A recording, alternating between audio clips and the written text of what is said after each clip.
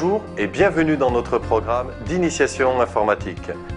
Je m'appelle René Reynaud et serai votre guide tout au long de l'installation, la configuration et le paramétrage de votre matériel informatique. Bonjour, je m'appelle Lionel Balthazar et vous guiderai tout au long des aspects théoriques. Après lecture de ce DVD, vous aurez les compétences nécessaires pour assembler, dépanner et faire évoluer vous-même votre PC. Vous allez enfin comprendre comment fonctionne votre ordinateur. Grâce à votre télécommande, vous pourrez naviguer dans les menus ainsi que dans les sous-menus, afin de sélectionner la séquence de votre choix. C'est maintenant à vous de jouer. Bon apprentissage!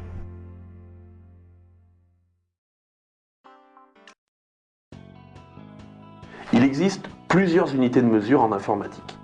Il est utile de comprendre ces mesures au même titre qu'il est utile de connaître les grammes, les centimètres ou les kilomètres dans la vie de tous les jours. Le binaire est cependant l'alphabet des ordinateurs, puisque ces derniers comptent en base 2. Cela signifie qu'ils n'utilisent que deux chiffres pour faire des nombres, à savoir 0 et 1. Les systèmes informatiques actuels étant construits à l'aide de circuits intégrés, ils ne peuvent fonctionner que selon une logique de deux états. Le courant ne passe pas ou le courant passe. L'unité de mesure la plus utilisée en informatique est sans aucun doute le bit. Cette unité élémentaire d'information permet de représenter les deux valeurs du système de numérotation binaire. Le bit est la plus petite unité d'information utilisée par l'ordinateur. Sa valeur est soit 0, soit 1. En informatique, on utilise souvent le terme octet. Un octet est tout simplement une série de 8 bits. En termes de traitement et de stockage, c'est l'équivalent d'un seul caractère, tel qu'une lettre, un chiffre ou un signe de ponctuation. Un octet ne représentant qu'une petite quantité d'informations, la quantité de mémoire et la capacité de stockage sont généralement indiqués en mégaoctets ou en gigaoctets.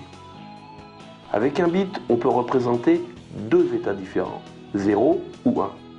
Avec 2 bits, on peut représenter 4 états différents, 0, 0, 0, 1, 1, 0 et 1, 1.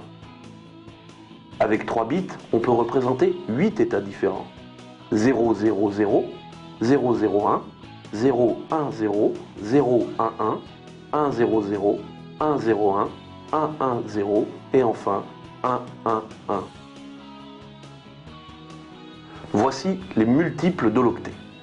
Le kilooctet qui est égal à 1024 octets. Le mégaoctet qui est égal à 1024 kilooctets. Le gigaoctet égal à 1024 mégaoctets. Couche est destinée à un rôle particulier. De plus, la carte mère embarque de nombreuses puces chargées du contrôle des bus et autres composants. Ce qui différencie une carte par rapport à une autre, c'est le nombre de bus et leur fréquence, mais surtout le BIOS, Basic In-Out System, puce chargée du démarrage et des contrôles avant le boot du système d'exploitation, et le chipset, cœur de la carte mère, qui contrôle les disques durs et les processeurs. Les ports internes, destinés au branchement d'autres cartes, peuvent être de type PCI ou AGP. Le port PCI, si vous désirez le repérer physiquement, est de couleur blanche. Ces connecteurs reçoivent les cartes d'extension du PC, telles que les cartes son ou les modems internes. Actuellement, ils sont au nombre de 3 à 6. Plus il y a de bus PCI, plus les possibilités d'évolution sont vastes. Le port AGP a pour fonction l'accueil de cartes graphiques AGP. Il est de couleur marron. Apparu en 1997, il a été créé uniquement pour les cartes graphiques et particulièrement pour les cartes 3D qui saturaient le port PCI. Mais il n'apporte pas d'amélioration à la 2D. Le port interne le plus important est celui qui est destiné à l'hébergement du microprocesseur. Ce port peut apparaître sous différentes formes car la carte mère est spécifique à un type de processeur. Lors de l'achat d'une carte mère, il faut prévoir quels seront les futurs microprocesseurs qui seront supportés. En effet, la fréquence maximale du processeur supporté doit être évaluée. Par exemple, une carte mère supportera un processeur à 3 GHz, mais une autre ne supportera que les 2 GHz. Dans la lignée des ports internes, on compte aussi les ports pour lecteurs de disquettes et disques durs. Ceux-ci sont respectivement appelés floppy et IDE. Une carte mère dispose aussi de slots nommés DIMM. Processeur. Cette ligne représente un laps de temps d'1 seconde. Ces traits rouges représentent les périodes pendant lesquelles le processeur calcule. Nous avons en haut une fréquence de 800 MHz et en bas une de 2000 MHz ou 2 GHz.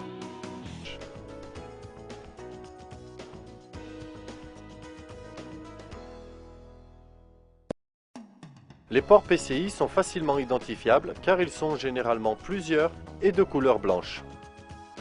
Sur le port PCI, vous pourrez connecter toutes sortes de cartes, comme par exemple modem, USB, acquisition TV, graphique, RAID, serial ATA, son, etc. Retirez le cache métallique en exerçant des mouvements de va-et-vient jusqu'à son détachement total. Faites très attention au bord des plaques métalliques du boîtier.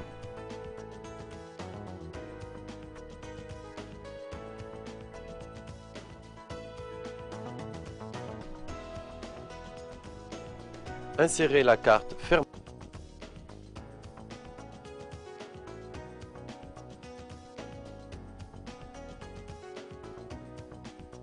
Ne retirez pas la plaque métallique avec vos mains. Utilisez une pince pour cela.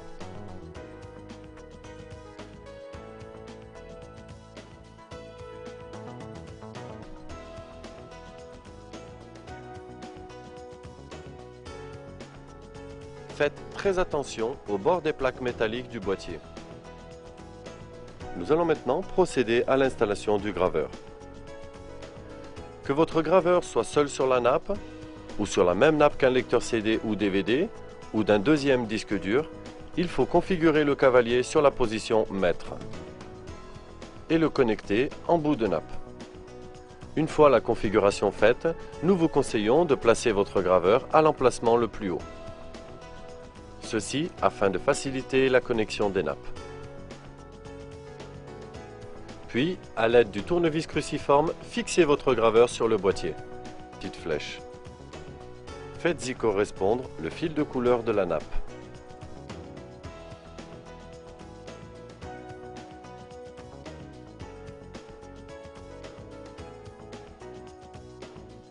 Pour insérer la nappe sans problème, commencez par l'un des bords et appuyez fermement.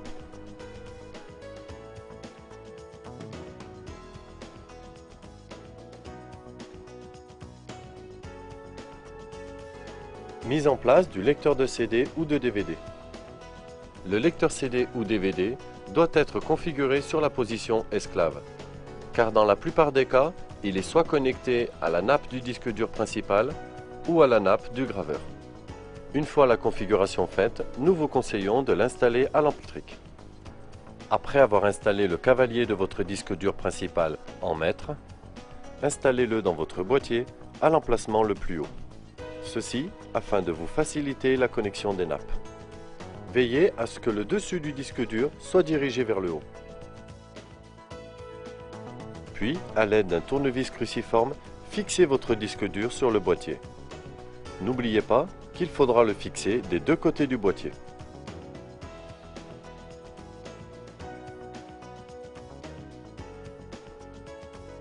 Ayant configuré votre disque dur en maître, il faut le connecter en bout de nappe. Le fil de couleur de la nappe devra toujours se trouver du côté alimentation. Pour insérer la nappe sans problème, commencez par l'un des bords et appuyez fermement.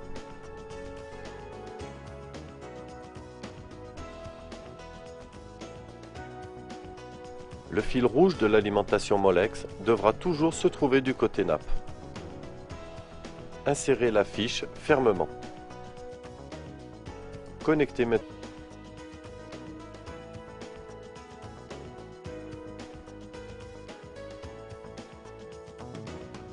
Pour insérer la nappe sans problème, commencez par l'un des bords et appuyez fermement.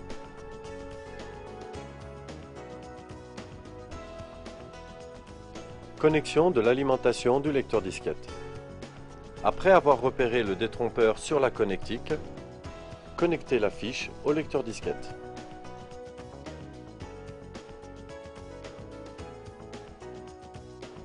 Le détrompeur sera toujours dirigé vers le bas du lecteur, comme vous pouvez le constater. La résolution correspond à la qualité de numérisation. Cette résolution est mesurée en points ou pixels par pouce, plus communément appelé PPP ou en anglais DPI, dots per inch. Prenons l'exemple d'un scanner ayant une résolution de 600 par 1200 dpi. La première valeur indique que le scanner est capable de numériser avec une résolution de 600 points par pouce en longueur. La deuxième valeur indique que le scanner est capable de numériser avec une résolution de 1200 points par pouce en largeur.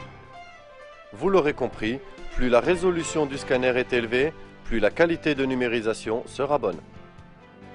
Le nombre de couleurs est mesuré en bits et varie entre 24 et 42 bits. 24 bits correspond à 16,7 millions de couleurs. Nous allons maintenant procéder à la connexion du scanner.